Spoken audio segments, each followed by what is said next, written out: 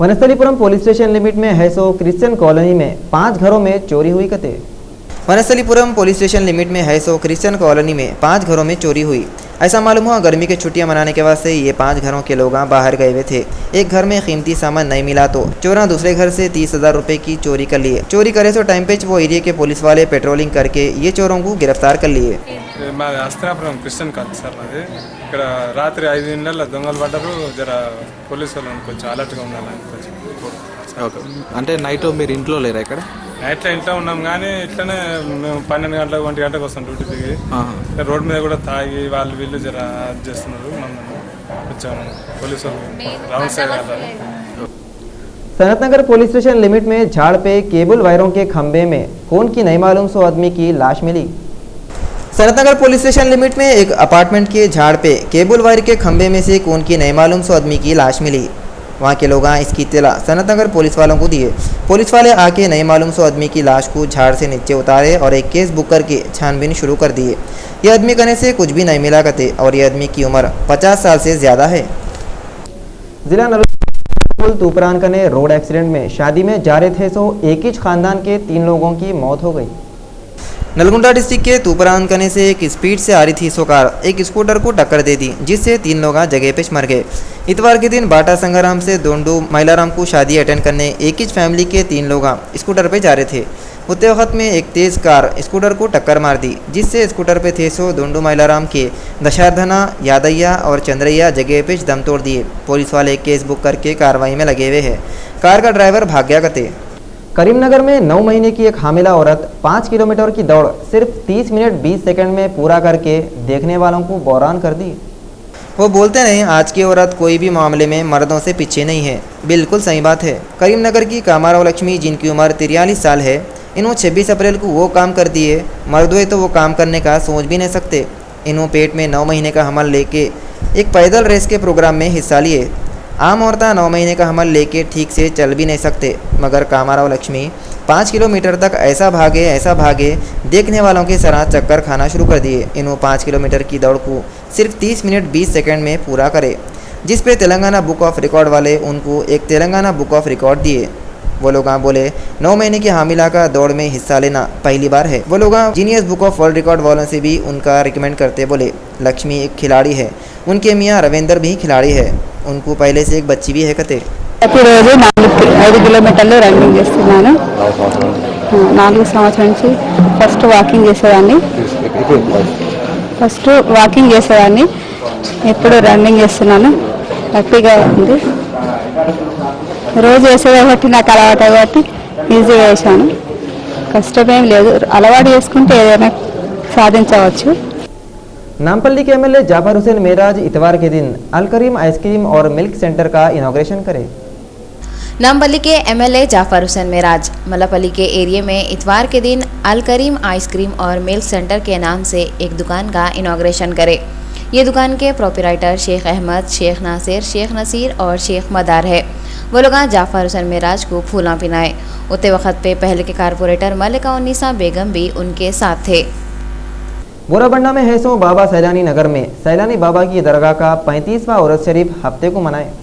बोराबंडा में है सो सैलानी बाबा की दरगाह का 35वां उर्स शरीफ हफ्ते को मनाए। ये मौके पे उर्स शरीफ में कितने की लोग शरीक थे और तेलंगाना मलकपेट के इंचार्ज मोहम्मद आजम अली भी ये उर्स शरीफ में शरीक थे और उनके साथ टीआरएस पार्टी के कितने के कारकुना भी आए हुए थे। इनके अलावा जुबली हिल्स असेंबली के टीआरएस इंचार्ज सतीश रेड्डी भी थे। ये लोग दरगाह में चादर चढ़ाए और दरगाह शरीफ के जिम्मेदार आजम अली की कुलपोशी करे।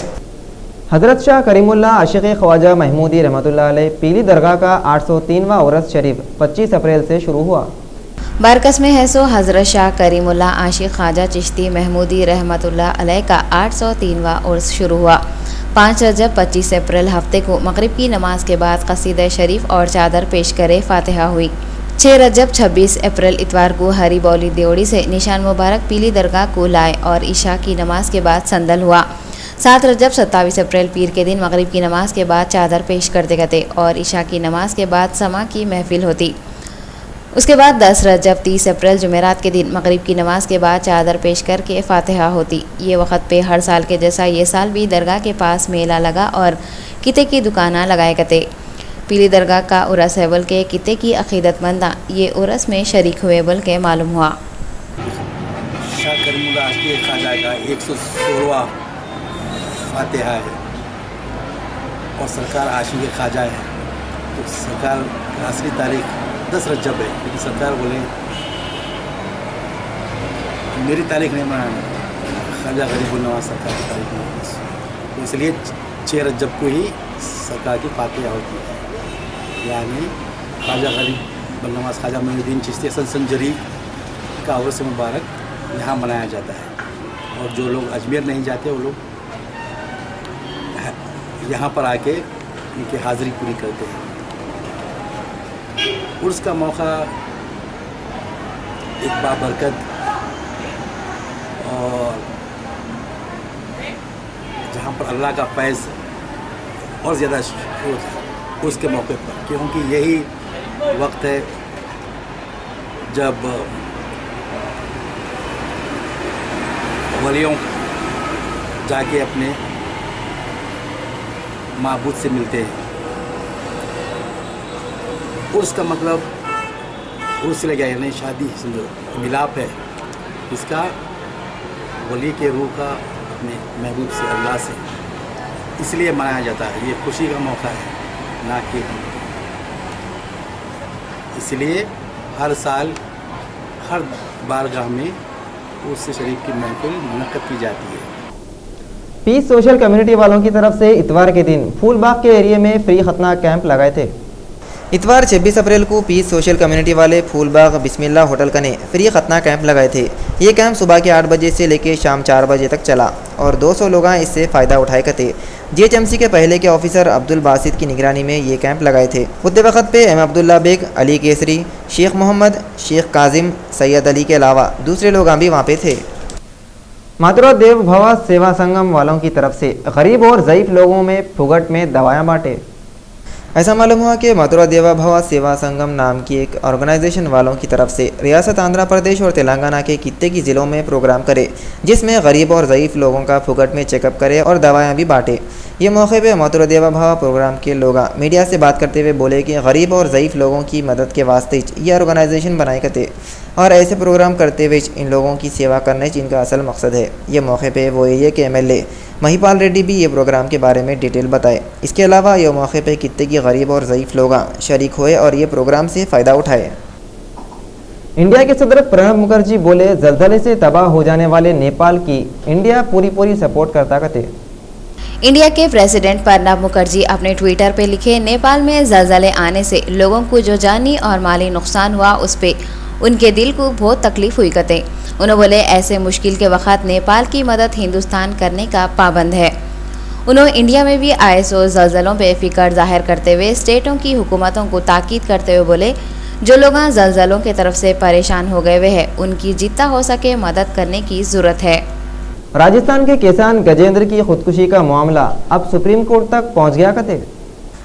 नई दिल्ली में जंतर मंतर पे आम आदमी पार्टी की रैली में राजस्थान के किसान गजेंद्र की खुदकुशी का मामला अब सुप्रीम कोर्ट तक चले गया कहते। एडवोकेट GS मनी अदालत में दरख्वास्त डाले और सेंटर की हुकूमत और रियासत की हुकूमत को मुल्क में हो रहे किसानों की खुदकुशी को रोकने के वास्ते जल्दी से जल्दी ये मामले में फैसला लियो बोल के बोले गए। एडवोकेट GS मनी दरख्वास्त में बोल रही राजस्थान के किसान की आम आदमी पार्टी के कारकुनों के सामने खुदकुशी करने का वाक़या लोगों को झंझोड़ के रख दिया और किसानों की क्या हालत है वो भी सामने आ गई, मगर हुकूमत कुछ भी नहीं कर रही। GS मनी ये भी बोल रही या तो ये मामले में अदालत की तहकीकात होना या फिर अदालत के 2 रिटायर्ड जजों का कमीशन बना के तहकीकात कराना कहते।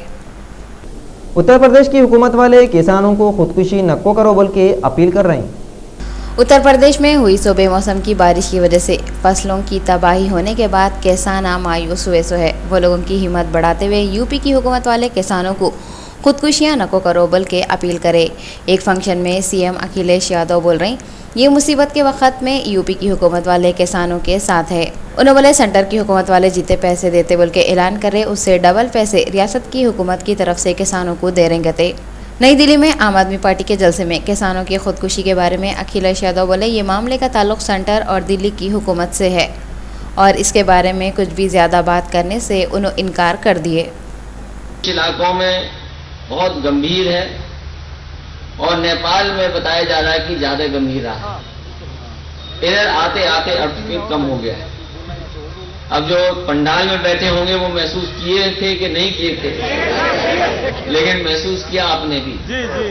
जो बिल्डिंगों में थे और जो बड़ी बड़ी बिल्डिंगों में थे उन्होंने बहुत महसूस किया। आकलन भी कर लेंगे हम लोग, और पूरे प्रशासन को हमने कहा है कि अलर्ट रहें। डीएम और हमारे जितने भी सरकार के अधिकारी हैं इस समय पर जो सहयोग मदद कर सकते हैं वो करें और पूरी तरीके से निगरानी रखें। मरने वालों का भी हमने तय कर लिया कि 2 लाख रुपए देंगे, और घायल और गंभीर रूप से घायल होंगे उन्हें 20,000 रुपए भी सरकार से तुरंत। अमेरिका के प्रेसिडेंट बाराक ओबामा नेपाल में आए 100 जल्जलों पे बहुत अफसोस जाहिर करे। अमेरिका वाले डिजास्टर रिस्पांस टीम भिजा रहे कते। व्हाइट हाउस के एक ओहदेदार बोले, नेपाल में आया 100 जल्जले के बारे में प्रेसिडेंट बाराक हुसैन ओबामा को जब डिटेल बताए तो उन्होंने बहुत अफसोस कर लिए। अमेरिका से नेपाल के लोगों के वास्ते $1 मिलियन और डिज़ास्टर रेस्पॉन्स टीम को भिजाते कते। ये $1 मिलियन के अलावा बाद में और भी मदद करते बोल के अमेरिका वाले ऐलान करें। पहले के हिंदी फिल्मों की हीरोइन मनीषा कोइराला नेपाल में आए हुए जल्जले की तरफ से बहुत परेशान है। कई को बोले तो इनके अम्मा बाबा नेपाल में रहते।